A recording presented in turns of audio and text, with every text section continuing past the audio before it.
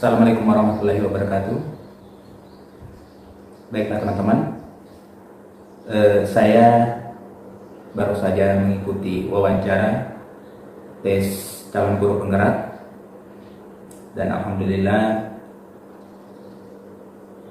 sukses dalam wawancaranya, yang walaupun kita masih ada beberapa ketidakpuasan kita dalam menjawab, tetapi saya bersyukur saya bisa mengikutinya tanpa ada gangguan teknis. Tapi ada beberapa hal yang tidak memuaskan saya pada saat menjawab pertanyaan-pertanyaan dalam wawancara tersebut, yakni jawaban yang kita berikan, kita kemukakan itu kadang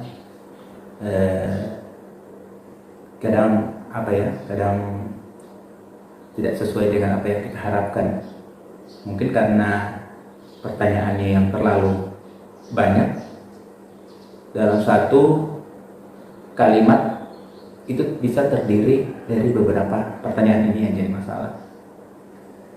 Menyebutkan apa, jelaskan bagaimana, kapan, di mana, dan gambarkan itu muncul dalam satu pertanyaan, sehingga fokus kita itu buyar. Ketika kita berusaha untuk memahami pertanyaan untuk poin pertama, kemudian kita mau hubungkan ke pertanyaan yang kedua, hubungkan ke pertanyaan yang ketiga, ini yang jadi masalah. Saya mungkin terus terang ya, bisa menjawab ya hanya sampai 3 pertanyaan. Tapi kalau dalam 5 pertanyaan sekaligus, ya apalagi kalau pertanyaan tersebut itu sifatnya luas, sifatnya umum, ya yang jadi masalah itu adalah di sini kita kan menjawabnya sesuai dengan apa yang kita alami, sesuai dengan apa yang kita rasakan atau lakukan. Nah, terkadang kan kita tidak mempelajari apa-apa yang sudah kita lakukan, apa-apa yang kita sudah alami, sehingga agak kesulitan untuk menguraikan kapan peristiwanya, seperti apa peristiwanya, apa yang menjadi pemicu terjadinya, gitu kan. Oleh karena itu, mungkin untuk kita ke depan yang akan mengikuti tes wawancara ini benar-benar mempelajari situasi yang sudah pernah terjadi atau yang kita lakukan selama 3 tahun terakhir ini. Karena kita di sini hanya diminta untuk menceritakan pengalaman kita di 3 tahun terakhir ini. Kita tidak bisa bercerita tentang pengalaman kita yang lebih dari itu. Nah, saya baru tahu pada saat wawancara. Sehingga ketika saya ditanya, misalkan saya ditanya tentang apa hal yang membuat pengalaman Bapak yang paling mengecewakan, ini yang paling mengecewakan selama Bapak bertugas, kemudian bagaimana respon Bapak, kemudian bagaimana cara Bapak untuk menyelesaikan hal tersebut. Ya, di sini saya terkadang agak sulit untuk mencari permasalahan yang mengecewakan, karena entah terlalu banyak masalah yang kita hadapi sehingga kita agak susah mengangkat satu masalah yang mengangkat masalah yang ada hubungannya dengan tugas kita. Nah, di sini mungkin kesiapan kita juga dibutuhkan.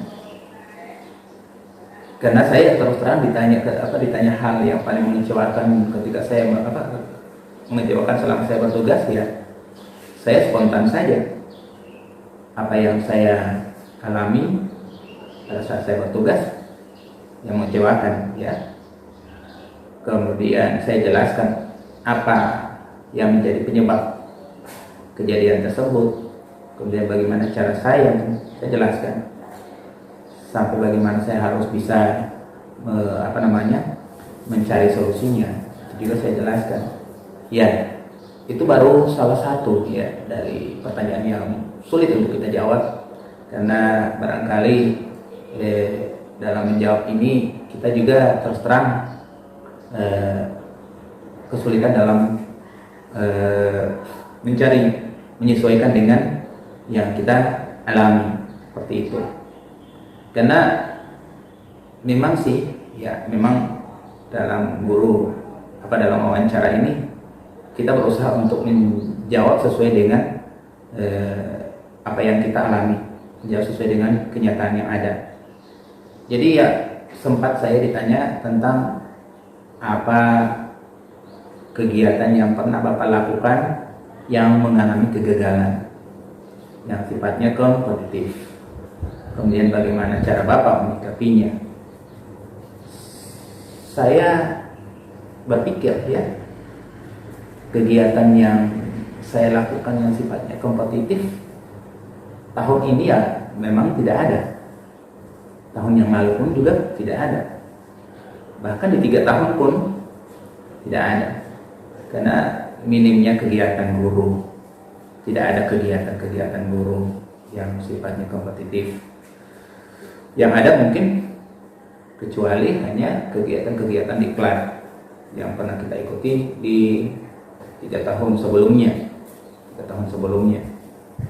Ya, saya menyampaikan bahwa yang sifatnya kompetitif pada kegiatan diklat tersebut itu adalah pada saat kita mengikuti ujiannya. Karena diklat itu kan biasanya kan di akhir kita mengikuti diklat seperti program UKG, program PKP, ya itu kan di akhirnya itu kan ada ujian akhir UKG, kemudian juga ujian akhir untuk kegiatan program PKP.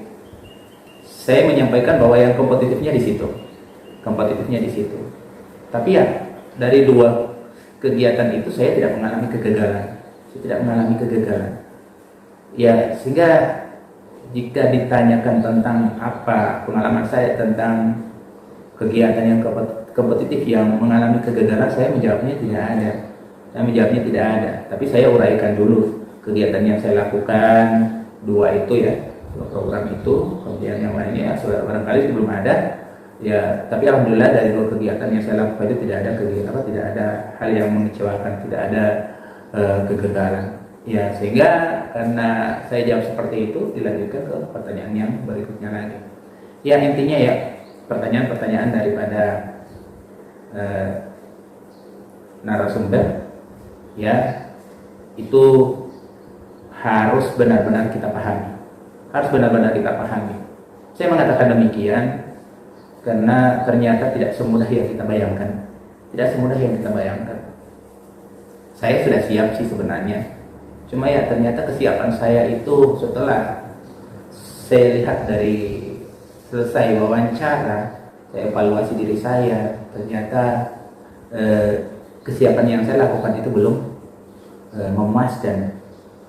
Saya sudah persiapkan diri dengan cara membaca-baca kembali, mempelajari kembali jawaban yang saya sudah isi dalam esai. Ya, tetapi juga ASI juga masih kadang berbeda ketika kita menjawab. Ya, itu karena bisa jadi mungkin pada saat kita mengisi esai, apalagi kalau terus terang ya, apalagi kalau esai itu kita jawab sesuai dengan apa yang kita rasakan saat itu. Ya, tentu akan berbeda dengan apa yang kita rasakan saat kita diwawancara, seperti itu.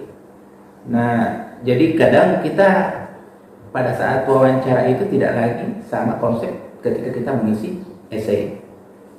Yang memang bahasa tulis dengan bahasa lisan itu mungkin kita lebih mudah menyampaikan secara bahasa tulis ketimbang bahasa lisan. Karena itu beda keadaan. Pada saat kita bahasa tulis, kita mendapatkan kesempatan banyak untuk berpikir, menulis apa yang ada dalam pikiran kita, juga memahami soal yang ditanyakan, mendapatkan kesempatan yang besar untuk memahami soal yang ditanya, karena kita membacanya. Tetapi ini berbeda ketika wawancara. Pada wawancara ini kan yang jelas kita mungkin bisa kemampuan, terus kalau saya sih hanya bisa menangkap 3 pertanyaan. Kalau mudah, pertanyaannya mungkin lebih spesifik, saya mungkin bisa sampai 4 pertanyaan sekaligus. Tapi ya terjadi adalah pertanyaan yang disampaikan itu adalah pertanyaan yang sifatnya luas, sifatnya umum. Contoh misalnya saya pernah ditanya bentuk pelayanan apa ya yang pernah Bapak lakukan di sekolah untuk masyarakat. Nah, saya di sini agak sulit untuk mencari kira-kira pelayanan apa. Saya juga sulit menafsirkan maksud daripada pelayanan ini apa. Saya hanya mencoba untuk menjelaskan pelayanan dari sudut saya sebagai guru. Nah, jadi saya menjawabnya pelayanan yang saya berikan kepada masyarakat itu hanyalah memberikan informasi terhadap perkembangan anak didik, seperti itu. Bahkan saya juga membuat suatu website sekolah. Tujuannya adalah untuk memberikan memberikan informasi yang terbuka untuk masyarakat. Kemudian kalau pelayanan yang lainnya, ya saya mencoba untuk mencari kira-kira pelayanan apa ya yang bisa saya lakukan sebagai guru untuk masyarakat. Sehingga saya bertanya kepada narasumber, kira-kira pertanyaannya kalau dispesifikkan itu seperti apa. Nah, nanti setelah dispesifikkan pertanyaannya, saya baru menjawab. Dan ternyata yang dimaksud pelayanan di situ adalah bentuk keterlibatan kita dengan masyarakat. Bentuk keterlibatan kita dengan masyarakat tidak harus artinya bentuk keterlibatan sekolah ataupun pihak sekolah dalam hal memberikan pelayanan masyarakat, tidak, secara pribadi boleh seperti itu. Nah, kemudian ada lagi pertanyaan yang terakhir yang sempat disampaikan ke saya, yaitu tentang tujuan hidup. Di sini saya agak gimana ya, mau nafsirkan tujuan hidup ini, apakah tujuan hidup secara umum, sehingga saya menjawabnya, tujuan hidup saya adalah untuk berbuat banyak hal yang dapat bermanfaat untuk orang lain. Kemudian saya spesifikkan, kalau tujuan hidup saya sebagai guru yang pasti adalah untuk membuat anak siswa agar lebih membuat anak siswa untuk bisa meningkatkan dirinya menjadi orang yang bermanfaat agar menjadi generasi penerus bangsa, seperti itu. Nah, ini artinya model-model pertanyaan yang disampaikan ke kita yang sifatnya umum, sehingga kita juga menjawabnya jadi luas. Nah, kalau pertanyaan itu kita spesifikkan, ya barangkali mungkin kita juga bisa menjawab secara spesifik, seperti itu. Nah, ini pengalaman saya ketika saya diwawancara ya. Tetapi ya terus terang, apapun hasilnya, saya menyampaikan di akhir bahwa juga salah satu tujuan hidup saya adalah untuk memberikan manfaat yang banyak untuk orang banyak. Saya menambahkan juga jawabannya. Oleh karena itu, saya berusaha untuk mengikuti kegiatan atau selalu akan mengikuti kegiatan-kegiatan yang sifatnya positif, entah itu kegiatan yang yang untuk meningkatkan kualitas kita sebagai guru, atau meningkatkan kualitas kita sebagai manusia. Jadi itu yang tambahan jawaban saya ketika saya ditanyakan tentang tujuan hidup, seperti itu. Nah, jadi itu ya teman-teman. Saya hanya bisa memberikan motivasi, memberikan dorongan untuk teman-teman semangat. Kita tidak boleh putus asa. Kalaupun kita gagal, kita harus puas dengan kegagalan tersebut, tetapi kita jangan patah semangat. Kita harus berusaha dan terus mencoba untuk tetap belajar, seperti itu. Kali ini teman-teman, informasi yang baru saya sampaikan untuk teman-teman, semoga ini dapat bermanfaat. Wassalamualaikum warahmatullahi wabarakatuh.